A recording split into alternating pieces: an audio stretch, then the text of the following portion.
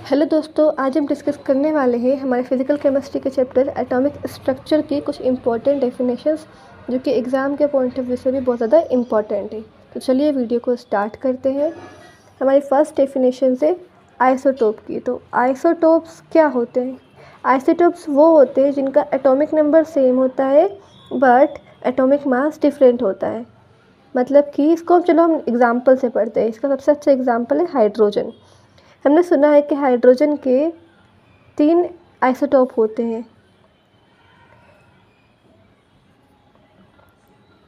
Protium, deuterium और tritium. अब तीनों में आप देख सकते हो, तीनों का जो एटॉमिक नंबर है वो 1 है, तीनों में सेम है। लेकिन अगर हम बात करें एटॉमिक मास की तो वो तीनों का डिफरेंट है। एटॉमिक मास इसके लिए 1 है, दूसरे के लिए 2 है, तीसरे के लिए 3 है। मतलब देखिए यहाँ नंबर ऑफ़ इलेक्ट्रॉन जो है वो सेम है, नंबर ऑफ़ प्रोटॉन जो है वो भी सेम है, बट यहाँ डिफरेंट आता है नंबर ऑफ़ न्यूट्रॉन का। ओके, तो आइसोटोप वो होते हैं जिनमें एटॉमिक नंबर सेम होता है और एटॉमिक मास डिफरेंट होता है। ठीक है, इसके बाद आते हैं आइसोबार्स। आइसोबार्स आइसोटोप्स के बिल्कुल उल्टे होते हैं। आइसोटोप्स में हमने देखा कि एटॉमिक नंबर सेम है और एटॉमिक मास डिफरेंट है, बट आइसोबार में एटॉमिक मास सेम होता है और एटॉमिक नंबर डिफरेंट होता है। चलिए इसे एग्जांपल से समझते हैं हम लोग। जैसे कि कैल्शियम, कैल्शियम का एटॉमिक नंबर होता है 20 और एटॉमिक मास होता है 40। वही हम बात करें आर्गन के, तो आर्गन का एटॉमिक नंबर होता है 18 और एटॉमिक मास होता है 40। इन दोनों केसेस में जो हमारा एटॉमिक नंबर है वो मैच नहीं करता है, लेकिन जो हमारा एटॉमिक मास है वो मैच करता है। बस इन्हें ही हम आइसोबार्स कहते हैं। ठीक है, इसके बाद हमारी थर्ड डेफिनेशंस पढ़ने से पहले हमको जानना पड़ेगा कि आइसोटोपिक नंबर क्या होता है। ठीक है, आइसोटोपिक नंबर होता है number of neutron minus number of proton. चलिए इसे एग्जांपल से समझते हैं। जैसे कि यहाँ पर हमने एक एलिमेंट लिया है जिसके हमने एटॉमिक नंबर 8, एटॉमिक मास 17 लिया है।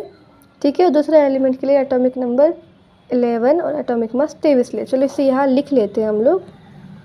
एक एलिमेंट है X, एक एलिमेंट है Y। ठीक है, अब चलिए सबसे पहले हम इसके लिए नंबर ऑफ़ प्रोटॉन हम जानते हैं इलेक्ट्रॉन के इक्वल है, यानी कि 8 होंगे। यहाँ पर भी नंबर ऑफ़ प्रोटॉन इलेक्ट्रॉन के इक्वल यानी कि 11 होंगे। ठीक है, अब न्यूट्रॉन कितने होंगे?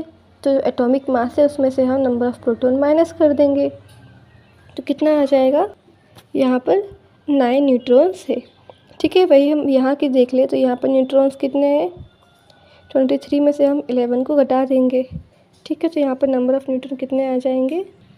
12। ठीक है, तो देखिए दोनों के हमको न्यूट्रॉन्स पता चल गए, दोनों के हमको प्रोटॉन्स पता चल गए। अब हम दोनों के लिए आइसोटोपिक नंबर निकालेंगे। ठीक है, तो पहले के लिए क्या होगा? Nitrogen minus neutron minus proton, 9 minus 8 यहाँ हो गया 1। ठीक है, एक्स के लिए ये 1 आया। क्या? आइसोटोपिक नंबर निकाला है हमने। अब वही हम दूसरे के लिए बात करें वाई के लिए, तो यहाँ क्या होगा? n माइनस पी, यहाँ हो जाएगा 12 माइनस 11, ये क्या आया? 1। दोनों के लिए n माइनस पी इक्वल आया। ठीक है, तो यहीं से हमें हमारी डेफिनेशन सीखने को मिलती है।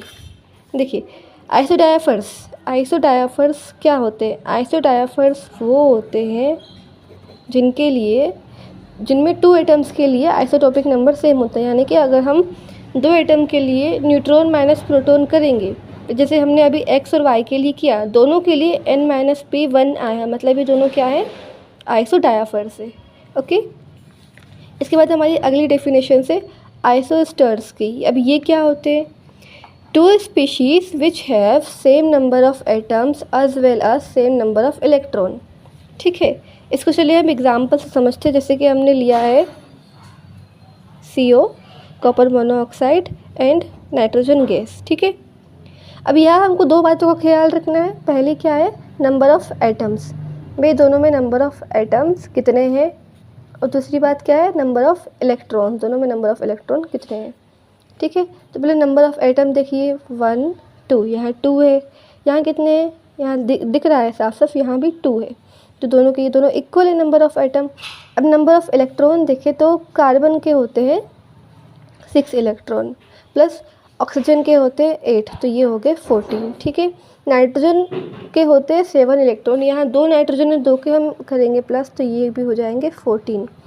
मतलब यहाँ पर नंबर ऑफ़ इलेक्ट्रॉन भी इक्वल है और नंबर ऑफ़ एटम्स भी इक्वल है। इसका मतलब ये दोनों क्या हो गए, ये दोनों हो गए आइसोस्टर्स, ठीक है। इसके बाद हमारी आज की लास्ट डेफिनेशन से आइसोटोन्स की, जो बहुत ही सिंपल है, सीधा सा मीनिंग है कि those 2 atoms which have same number of neutrons. मतलब कोई भी 2 एटम्स जिनके लिए नंबर ऑफ़ न्यूट्रॉन सेम होगा वो क्या कहलाएंगे, आइसोटोन्स कहलाएंगे, ठीक है। यहाँ पर हमने एक एग्ज़ाम्पल भी लिया है, ठीक है। एक एलिमेंट है जिसका एटॉमिक नंबर 99 और एटॉमिक मास 18 है, दूसरे एलिमेंट के लिए एटॉमिक नंबर 7 और एटॉमिक मास 16 है, ठीक है। तो हम नंबर ऑफ़ न्यूट्रॉन्स कैसे निकालते हैं, एटॉमिक मास में से हम एटॉमिक नंबर माइनस करते हैं। ये 9 आया, किसके लिए, एक्स के लिए। वाई के लिए देखें तो क्या होगा, 16 माइनस 7, ये भी 9 आया।